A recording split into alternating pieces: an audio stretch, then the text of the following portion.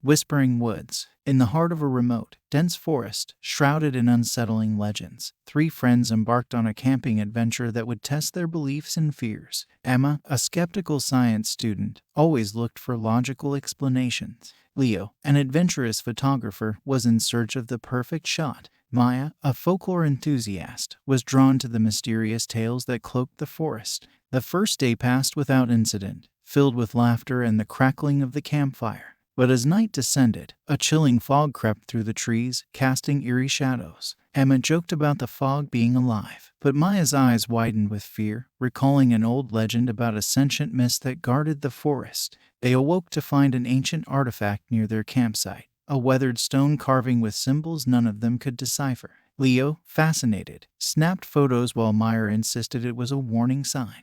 Emma, ever the skeptic, brushed off their concerns. That night, the whispers started. Faint at first, like leaves rustling, then growing clearer, almost human. Emma tried to rationalize it as the wind, but Leo and Maya weren't convinced. Their unease deepened when they noticed shadowy figures lurking just beyond the reach of their campfire light.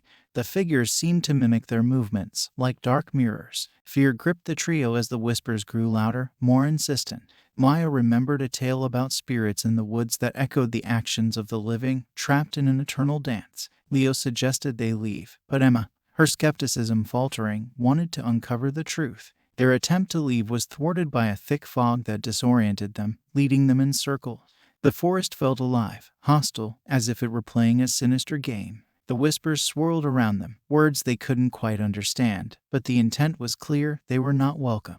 In the heart of the night, with the moon obscured by mist, they found themselves pursued by an unseen entity. The forest echoed with the sound of their panicked breaths and the soft, mocking whispers of their pursuer. In a clearing, they stumbled upon an old journal, its pages yellowed with age. It belonged to a previous camper, long missing, filled with frantic notes about the haunted history of the forest. The journal spoke of a curse, a vengeful spirit that guarded the forest against intruders, exacting a toll on those who dared to ignore the legends. Emma, her scientific skepticism shattered, realized they were dealing with something beyond their understanding.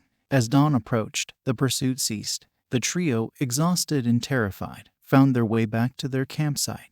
The fog lifted, revealing a path leading out of the forest. With one last look at the ancient artifact, they understood it was a boundary marker, a warning they had foolishly ignored. The Whispering Woods released them, but the experience left its mark. Emma, once a disbeliever, now questioned what she knew of the world. Leo, shaken, had photos no one would believe were real. Maya, her love for folklore deepened, carried the story of their encounter, a tale as haunting as any passed down through generations. Their escape from the forest was not just a physical one. It was a journey from disbelief to acknowledgement, a realization that some legends hold truths too eerie for the logical mind. The whispers of the woods, though silent now, would echo in their minds forever. The Forgotten Trail. Jack, an experienced camper, Sarah, a curious journalist, and Kyle, a local guide, set out on an expedition into an overgrown forest, famous for its unsettling quiet and stories that whispered of the unknown. The path they followed was barely visible, a trail long forgotten by time. As they ventured deeper, the forest seemed to close in around them, the trees like silent sentinels watching their every move. Sarah, ever the inquisitive soul, was there to uncover the story of a camper who had gone missing years ago, a camper who was her brother. The first sign that something was amiss was the campsite they stumbled upon.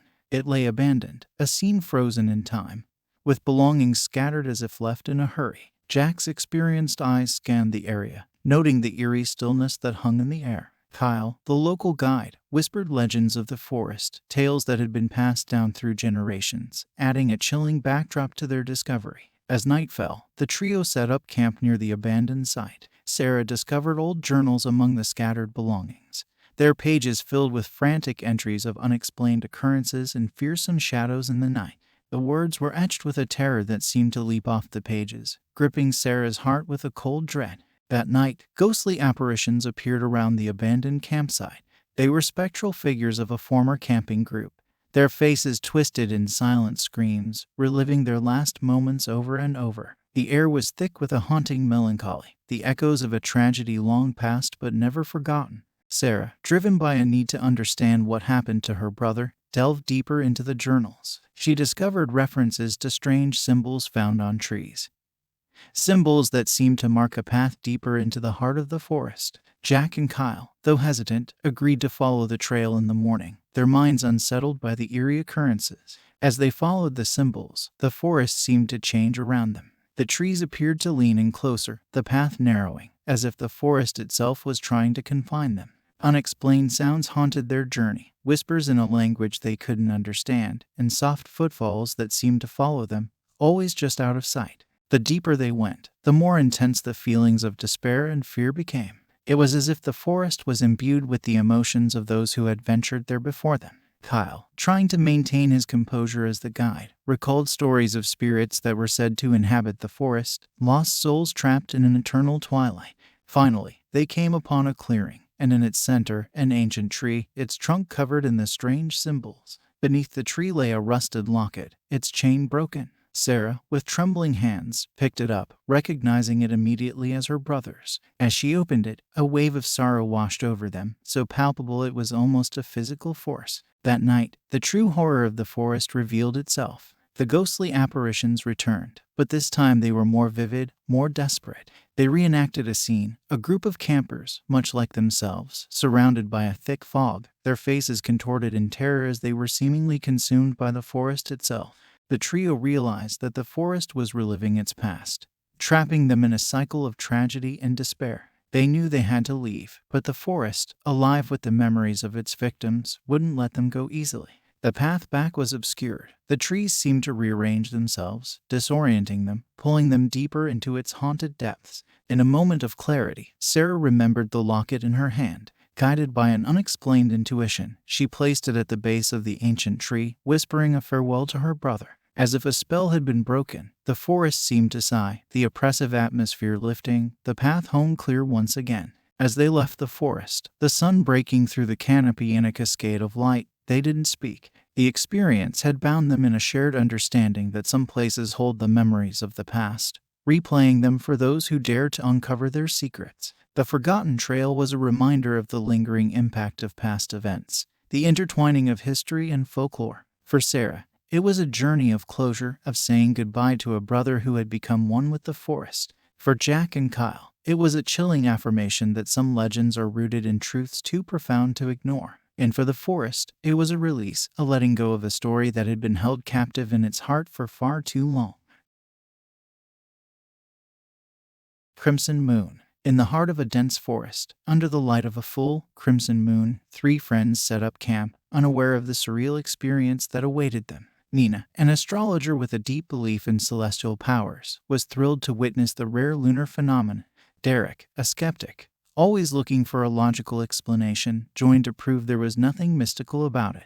Elise, a nature lover, felt a profound connection to the forest and its unseen energies. As the moon rose, painting the forest in shades of deep red, the atmosphere began to shift. The once familiar trees cast strange, elongated shadows, and the air was charged with an electric, otherworldly energy. Nina's excitement was palpable as she set up her telescope, eager to study the moon's unusual hue. However, as the night progressed, the forest transformed into a landscape from a dream. Trees seemed to bend and sway rhythmically, though there was no wind. The sounds of the forest morphed into a symphony of unrecognizable tones, creating a feeling of disorientation among the campers. Derek, trying to rationalize the changes, argued it was just the moonlight playing tricks on their eyes. But Elise, wide-eyed, whispered about ancient legends that spoke of nights when the veil between worlds grew thin. She recounted tales of a mysterious old woman who had warned her of the forest's secrets, connected to the lunar cycle. The most unsettling event occurred when they encountered creatures that defied explanation. Ethereal beings, shimmering under the crimson moon, appeared around them. These creatures seemed curious yet distant, as if they were observers from another realm. Nina, filled with wonder, believed they were guardians of the forest, manifestations of the moon's magic. Derek, though unnerved, dismissed them as figments of their imagination, exacerbated by the eerie moonlight. Time seemed to distort around them. Moments stretched into eternity, and hours passed in the blink of an eye. Nina, consulting her astrological charts, realized that the alignment of the stars and the moon was creating a temporal anomaly. The forest, under the influence of the crimson moon, had become a place where the normal rules of time and space no longer applied. Elise, increasingly unsettled, experienced visions that blurred the line between reality and hallucination. She saw glimpses of the forest's past and future, images of joy and despair that had been absorbed by the ancient trees. These visions were so vivid that she could almost touch them, feel the emotions they carried. As the night reached its zenith, the surreal atmosphere intensified. The moon seemed to pulse, its crimson light growing brighter, casting the forest into a world that was both beautiful and terrifying.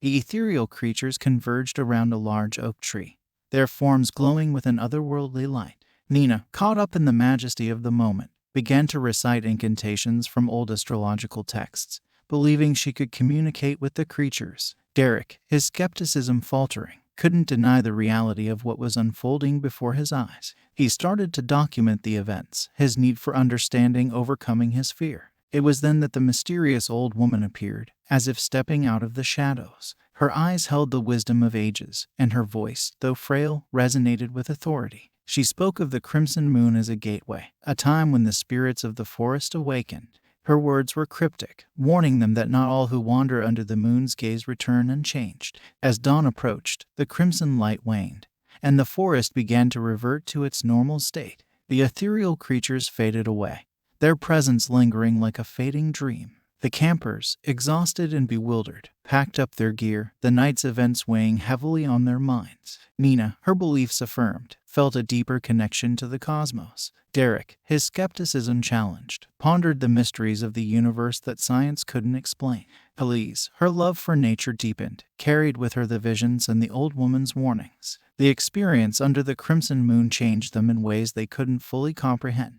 It was a reminder of the power of nature, the thin veil between reality and myth, and the mysteries that lay just beyond the reach of understanding. As they left the forest, the first rays of the sun filtering through the trees, they knew they would never forget the night they spent under the spell of the crimson moon. Echoes of the forest. Deep in the heart of the woods, where the trees whispered secrets of the past, three friends embarked on a camping trip that would unravel the mysteries of a haunted lake. Alex, a thrill-seeker always chasing new adventures, was eager to explore the unknown. Rachel, a history buff, was drawn by the stories of the past that clung to the lake. Tom, a local fisherman, had grown up hearing tales of the lake's ghostly echoes. The lake, surrounded by dense forest, was said to be haunted by the spirits of a sunken village, lost to time and memory. As night fell, the trio sat around the campfire, the lake's still waters reflecting the flickering flames. The air was thick with a sense of anticipation, a feeling that something unseen was watching, waiting.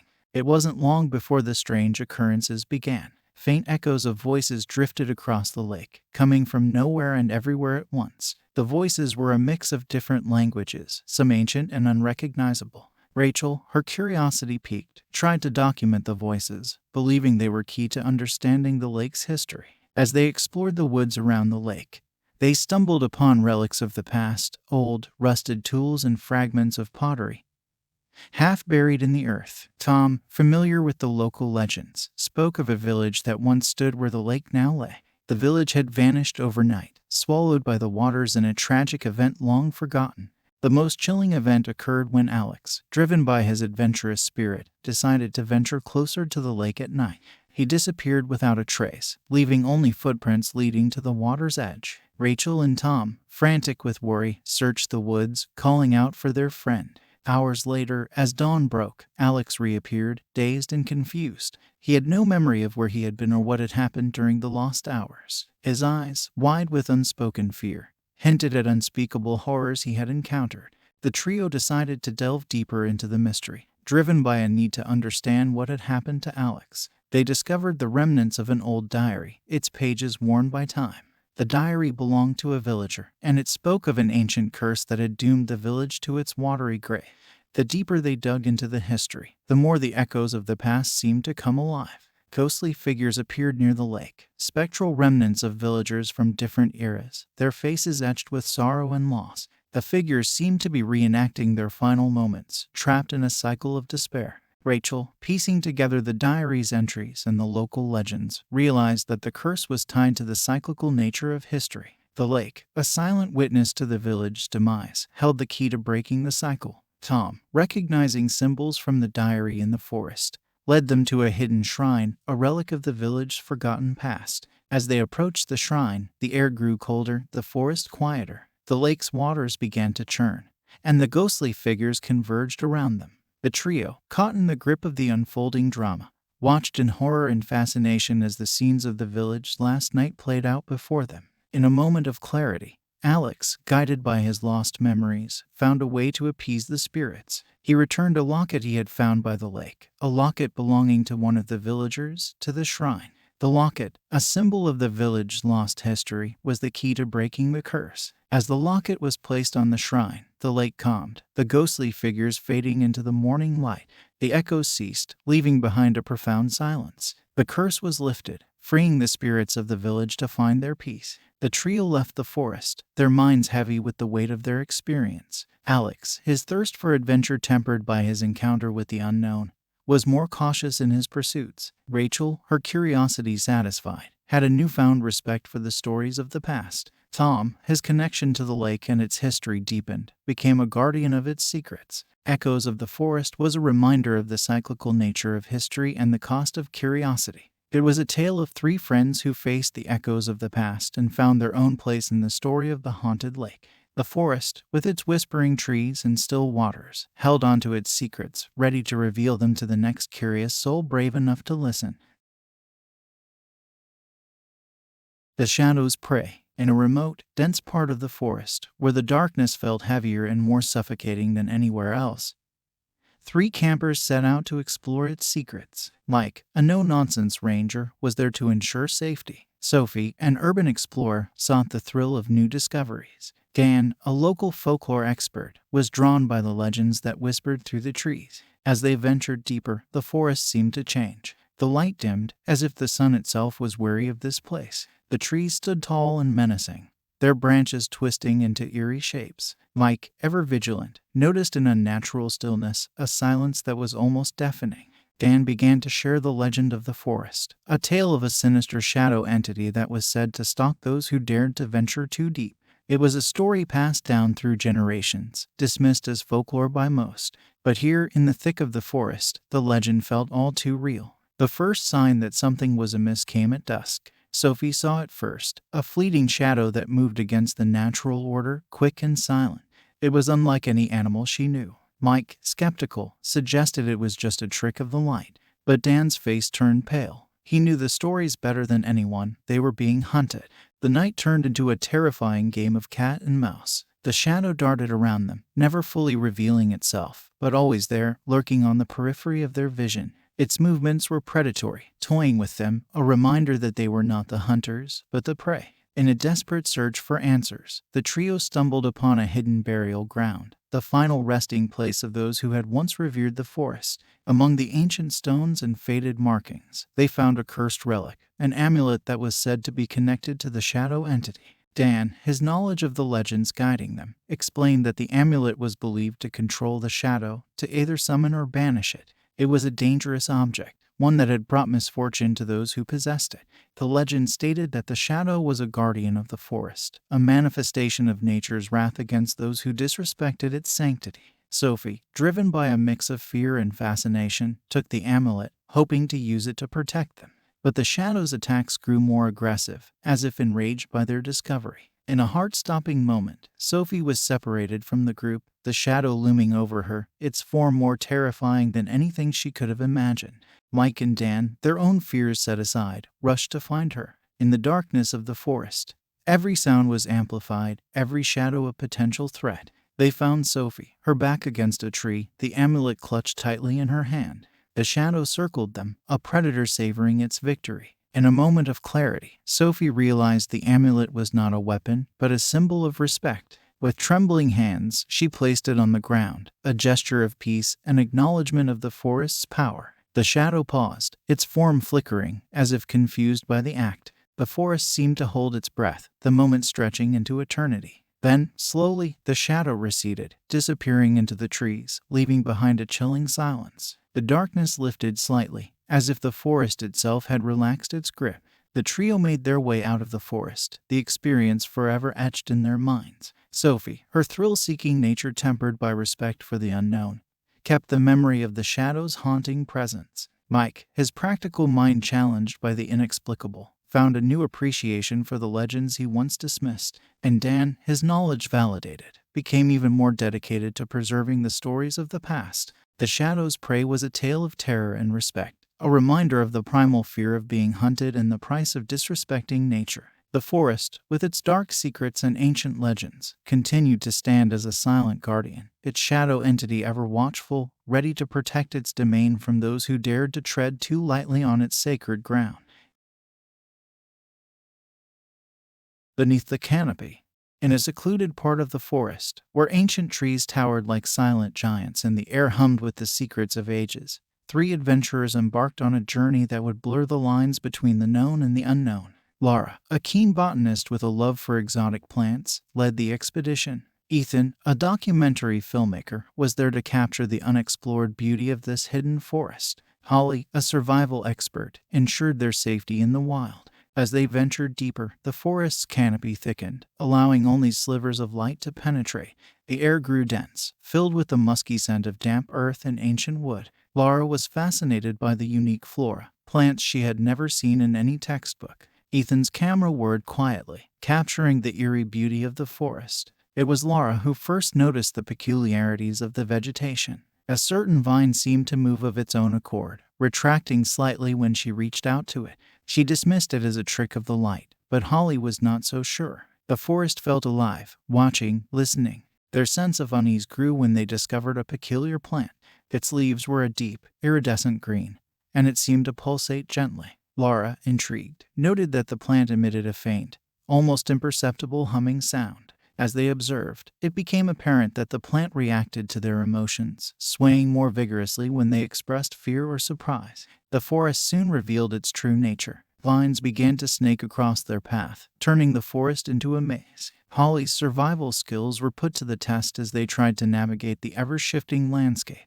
The more they panicked, the more aggressive the plants became, as if feeding on their fear. Ethan, who had always found comfort behind the lens of his camera, started to act strangely. He had inhaled a spore from one of the plants, and it was affecting him. His demeanor changed, becoming more detached, as if he was seeing the world through a different lens. His transformation was subtle but alarming, his eyes glossing over with a plant-like sheen. The situation escalated when they found themselves trapped by a thicket of sentient vines. The vines formed a barrier, their thorns sharp and menacing. Laura realized that the plants were not just passive inhabitants of the forest. They were its guardians, protectors of a secret hidden beneath the canopy. As night fell, the forest took on a sinister character. Shadows played tricks on their eyes, and the sounds of the forest seemed to whisper secrets in a language they could not understand. Ethan, under the influence of the spore, began to communicate with the plants, his words a mix of coherent sentences and incomprehensible murmurs. Laura, using her botanical knowledge, found a way to appease the plants. She created a concoction from certain herbs that seemed to calm the aggressive flora. The vines retracted, opening a path for them. It was their only chance to escape. But the heart of the forest had one more secret to reveal. In a clearing, illuminated by the soft glow of bioluminescent fungi, lay the remains of an ancient tree, its roots twisted into intricate patterns. Laura understood then that this tree was the source, the heart of the forest's consciousness. Ethan, now almost a part of the forest, refused to leave. He had become an envoy of the woods, his human self fading away. Laura and Holly, torn between the desire to save their friend and the instinct for self-preservation, made the difficult decision to leave, promising to return for Ethan. Beneath the canopy was a tale of wonder and horror, a reminder of the untamed power of nature. Laura and Holly emerged from the forest changed. Their respect for the natural world deepened. The forest, with its ancient trees and sentient plants, continued to thrive, a hidden world where the line between flora and fauna was forever blurred. Ethan's fate remained a mystery, a haunting reminder of the forest's enigmatic power. The documentary he had set out to make was never finished, but the footage he captured told a story more profound and unsettling than any he could have imagined. The forest, with its eerie beauty and dark secrets, stood as a testament to the mysteries that lay hidden beneath the canopy, waiting for the next curious soul to discover them. The Lost Camper, in a shadowy, infamous part of the woods, where whispers of past disappearances hung heavy in the air, a determined trio embarked on a search that would blur the lines between the known and the unknown. Nora, carrying the weight of her brother's mysterious disappearance in these very woods, was driven by a mix of grief and hope. Ian, a seasoned detective, approached the case with skepticism but an open mind. Ava, a psychic medium, was their bridge to the unseen world, a guide to the secrets the forest held. The spot was notorious among locals. Campers had vanished without a trace, leaving behind only questions and fear. The forest, dense and imposing, seemed to swallow up any hope of uncovering its mysteries. But for Nora, this was where she hoped to find answers about her brother, to finally understand what had happened to him. Their journey began at the campsite where Nora's brother had last been seen. Ava, closing her eyes and reaching out to the spirits, felt a surge of energy, a whisper of something otherworldly. She spoke of a presence in the forest, a lingering sadness that clung to the trees. Ian, ever the skeptic, watched Ava's process with a critical eye. He believed in evidence, in things he could see and touch. Yet, as they delved deeper into the forest, even he couldn't ignore the feeling that they were not alone, that the woods were watching them, hiding their secrets in the shadows. Nora was haunted by vivid dreams, visions of her brother calling out to her. In these dreams, he spoke of a hidden cave system, a place where the answers lay buried. Guided by these nocturnal whispers, the trio discovered an entrance to the caves, concealed by dense undergrowth and years of secrecy. The caves were a labyrinth of dark, twisting tunnels, the walls echoing with the faint sounds of the past. Ava felt the presence more strongly here, the spirits of the forest leading them deeper into the heart of the mystery. As they navigated the caves, Ian's skepticism was challenged by the unexplainable events that unfolded. Shadows moved of their own accord, whispering voices filled the air, and the temperature dropped without reason. The detective, trained to trust in logic, found himself questioning everything he had ever believed. The pivotal moment came when they found an old locket, half buried in the cave floor. Nora recognized it instantly. It was her brother's. As Ava held the locket, she was overcome with visions. She saw Nora's brother, lost and afraid, his fate intertwined with the mysterious energies of the forest. The spirits spoke through Ava, revealing a tale of sorrow and regret. Nora's brother had stumbled upon the caves, unknowingly disturbing a resting place of ancient spirits. His disappearance was not an accident, but a result of the forest claiming what it believed was rightfully its own. The truth was a heavy burden. Nora grappled with the realization that her brother was gone, taken by forces beyond their understanding. Ian, faced with the undeniable reality of the supernatural, found his worldview forever altered. But the forest was not done with them. As they prepared to leave, the spirit of Nora's brother appeared, a fleeting image in the shadows of the cave. He spoke no words, but his message was clear. He was at peace, and it was time for Nora to let go. The return journey was a quiet one. Nora, though grieving, felt a sense of closure. She had found her answers, not the ones she had hoped for, but enough to start the process of healing. Ian, his detective's mind filled with questions, knew that some cases were beyond the realm of conventional solutions. Ava, her connection to the otherworld strengthened, was reminded of the delicate balance between life and the afterlife. The Lost Camper was a tale of loss, mystery, and the acceptance of the unknown. It was a reminder that some places hold secrets too deep for the living to understand, and that closure comes not always from finding those we've lost, but from understanding their journey. The forest, with its hidden caves and whispering spirits, continued to be a place of mystery, a reminder of the thin veil that separates our world from the one that lies just beyond our sight. Campfire Tales. In a tranquil clearing of the woods, surrounded by the gentle sounds of nature, three friends gathered around a crackling campfire. Sam, a gifted storyteller with a flair for the dramatic, had brought along a mysterious old book filled with tales of horror and the supernatural. Grace, a horror enthusiast with a love for all things eerie, was eager to hear Sam's stories. Pete, always the rational thinker, was there more for the company than the spooky tales. As the night grew darker and the fire cast dancing shadows among the trees, Sam opened the old book and began to weave a tale of a creature that lurked in the shadows, preying on those who dared to wander the woods at night.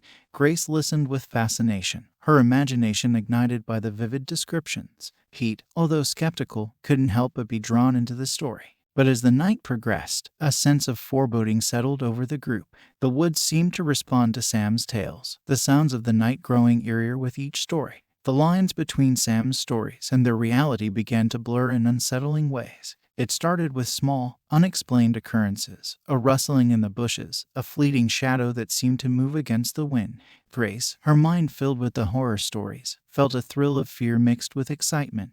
Pete, ever logical, dismissed these occurrences as the natural sounds of the forest. The turning point came when a creature from one of Sam's stories seemed to step out of the pages of the book and into their reality. It was a shadowy figure, just like the one Sam had described, its eyes glowing in the dark, its presence malevolent. Grace's excitement turned to genuine fear, the thrill of horror stories paling in comparison to the terror of facing a real monster. Sam, realizing that his stories were somehow coming to life, felt a surge of panic. The old book, a family heirloom he had thought harmless, seemed to pulsate with an unseen energy. He tried to close it, to end the stories, but the book resisted, its pages flipping as if driven by an invisible force. Pete's skepticism crumbled in the face of the undeniable. He struggled to rationalize what was happening, his mind racing for a logical explanation. But the creature from the story was real, its intentions clearly hostile. Grace, her knowledge of horror stories suddenly a valuable asset, took charge. She remembered a detail from the story, the creature's aversion to light. Urging her friends to stay close to the fire, she frantically searched the camp for anything that could be used as a weapon or a source of light. The creature circled the campfire, its form shifting and elusive, a nightmare come to life. Sam, clutching the old book, realized that the stories were reflecting their deepest fears, his fear of the unknown, Grace's fascination with horror turning against her, and Pete's denial of anything beyond logic. In a moment of desperation, Sam threw the book into the fire. The creature let out a piercing scream as the flames consumed the pages, its form flickering and then vanishing into the night. The forest fell silent, the oppressive feeling of terror lifting like a dark fog. The trio sat in stunned silence, the remains of the book smoldering in the fire. They were safe, but the experience had changed them. Sam, his belief in the power of stories deepened, vowed to be more careful with his words and tales. Grace, her love for horror undiminished, gained a new respect for the fine line between fiction and reality. Pete, his skepticism challenged, acknowledged that some things in the world defied logical explanation. Campfire Tales was a reminder of the power of stories and the thin veil between imagination and reality. The forest, with its ancient trees and hidden secrets, continued to be a place of wonder and mystery, a reminder that sometimes the stories we tell can take on a life of their own. The Watcher in the Woods. In a secluded campsite, encircled by towering trees that seemed to stretch endlessly into the sky, three friends set up their haven for the weekend. Carla, a wildlife photographer with an eye for the unseen, was ready to capture the forest's hidden beauty. Adrian, known for his conspiracy theories, was keen on proving his latest hypothesis about celestial phenomena. And Lucy, a scientist with a skeptical mind, was there to debunk any myths and enjoy the tranquility of nature. As they settled in, a sense of unease began to creep over the campsite.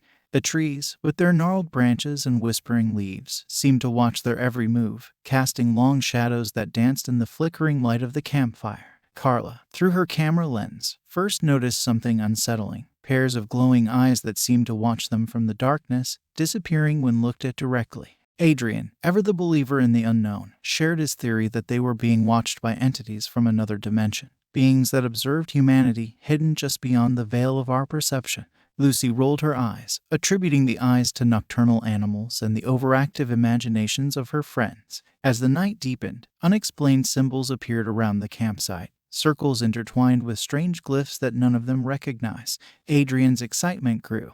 These symbols matched those in the conspiracy forums he frequented, said to be markers of otherworldly observation. Their skepticism was further challenged when Adrian set up his telescope, not to stargaze, but to observe the forest. Through the lens, the trees appeared different, their branches forming patterns that resembled neural networks, pulsating with an eerie energy. Carla captured these images, her fascination growing with each click of the shutter. Lucy, determined to find a rational explanation, examined the symbols and the photographs. Her scientific mind struggled to rationalize the occurrences. It wasn't until she peered through the telescope that her skepticism began to waver. The forest, through the lens, appeared alive, conscious, and watching them. The climax of their eerie experience came on the second night. As they sat around the campfire, the sensation of being watched grew overwhelming.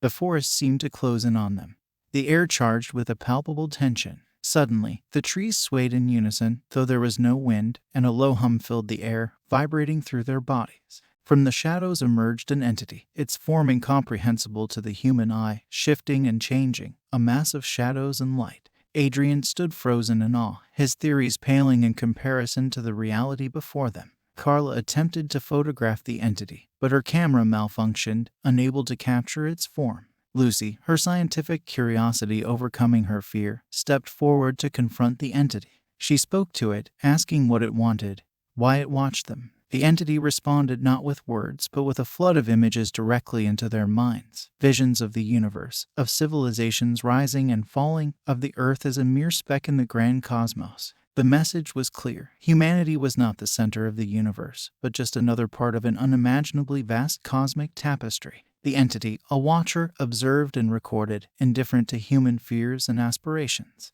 With the breaking of dawn, the entity vanished, and the forest returned to normal. The symbols around the campsite faded as if they had never been. The trio packed up in silence, each lost in thought about the encounter. The watcher in the woods left Carla with a sense of awe at the mysteries of the universe, her photographs the only proof of their experience. Adrian, his conspiracy theories validated in the most terrifying way, was left questioning the reality of everything he believed. And Lucy, her skepticism shattered, was humbled by the realization of humanity's insignificance in the cosmic scale. The forest, with its towering trees and hidden watchers, remained a place of mystery and awe, a reminder that there are things in the universe beyond human understanding, observing us from the shadows. Nightfall's Symphony. Deep in the heart of a forest, where night seemed to fall quicker than anywhere else, a team of 3 set up their equipment. Vanessa, a musician with a fascination for natural sounds, Julian, a sound engineer always in search of the perfect frequency, and Rebecca, a nature sound recordist, had come to capture the unique symphony of the forest after dusk. As they ventured deeper into the woods, the light dimmed, and a hush fell over the forest, as if it was holding its breath. Vanessa felt a shiver run down her spine.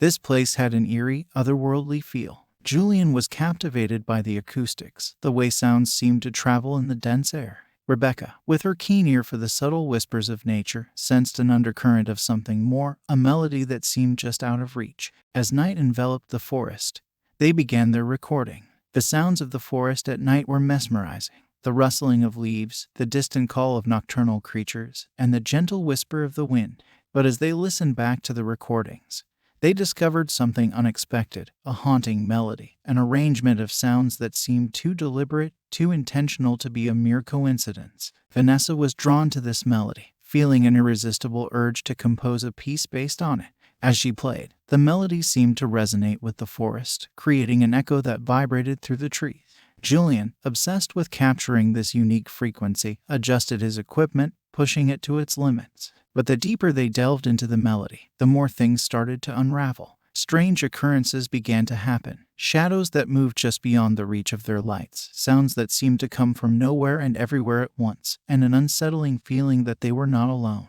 One night, as they listened to the recordings, they heard something that chilled them to the bone, a voice whispering in an unknown language, hidden beneath the layers of forest sounds. Julian, fixated on the frequency, became distant, his behavior erratic. He would wander off into the forest, returning hours later with no recollection of where he had been.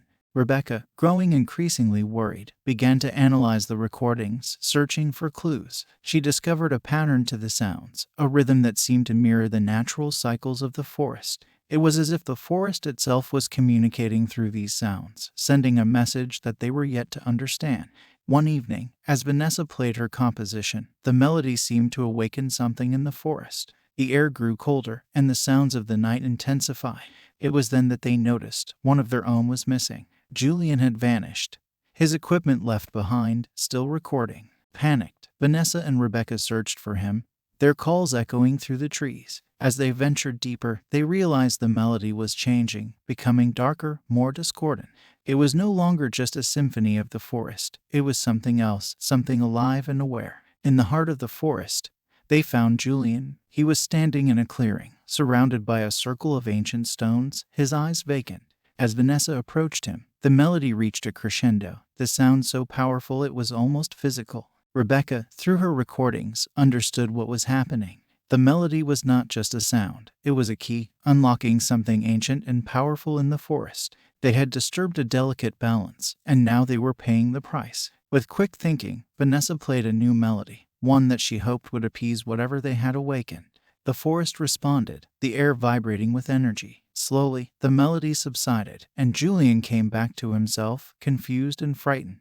They left the forest that night, shaken and humbled by their experience. Nightfall's symphony was a reminder of the power of sound and the unseen forces that exist in the dark corners of the world. The recordings were never released, the team agreeing that some things were better left undisturbed. The forest remained, its secrets hidden beneath the canopy, its melody a whisper in the wind, a reminder of the night when the music played a tune of ancient and unfathomable power.